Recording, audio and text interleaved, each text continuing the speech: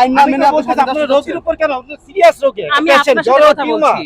উনি তো জ্বর টিউমারের রোগী আপনি রিপোর্টটা শো করেন কাইন্ডলি, শিওর এটাই তো আমরা বলছি এতক্ষণ ধরে। ওইখানেও তো ছিল আমাদের আপনি রিপোর্ট শো করবেন না, আপনি তো এত বড় ভাষণ দিলেন আগেই। আপনি রিপোর্টটা চাইলাম, রিপোর্ট না শুনলে আমি ভাষণ দিচ্ছেন, এটা কিভাবে কি না না আমি তো ভালো না ভাষণ দেওয়ার জন্য আমি এখানে আসি নাই। দিলেন আমি ভাষণ দেওয়ার জন্য বা শো করার জন্য এখানে আসি নাই। আমি পেশেন্ট নিয়ে চিন্তায় পাচ্ছি না, আমি এখানে শো করতে আসছি। আপনি আপনি আমি বলতেছি আপনি আমার ইয়াটা দেখেন, আপনি এটা দেখে দিতে হয়। যখন বলছেন আমি তখনই বের করেছি। আপনি এখন যাবেন কোথায়? এটা আমার আজকে টিজি কথা হচ্ছে একজন রোগী হিসেবে কি তারা ভিতরে ঢুকতে পারবে? রোগী হিসাবে শুনুন, যদি ইমার্জেন্সি থাকে সে ঢুকতে পারবে অবশ্যই। তাকে বলতে হবে যে আমি রোগী, আমার রিপোর্টটা আমাকে দেখাতে হবে তো তাকে। সে যদি রিপোর্টটা না দেখে, আমি যখন চাচ্ছি যে আপনি রিপোর্টটা দেখান, তাকে তো রিপোর্টটা দেখাতে হবে নাকি? এটা আমি বুঝতে পারি যে সে রোগী। আচ্ছা এখন উনি এজ এ পেশেন্ট হিসেবে কি ভিতরে ঢুকতে পারবে? অ্যাজ এ পেশেন্ট যদি ইমার্জেন্সি হয় তাহলে ঢুকতে পারবে। এখন তার ইমার্জেন্সি সে ঢুকতে পারবে, কিন্তু তার তো বলতে হবে নাকি?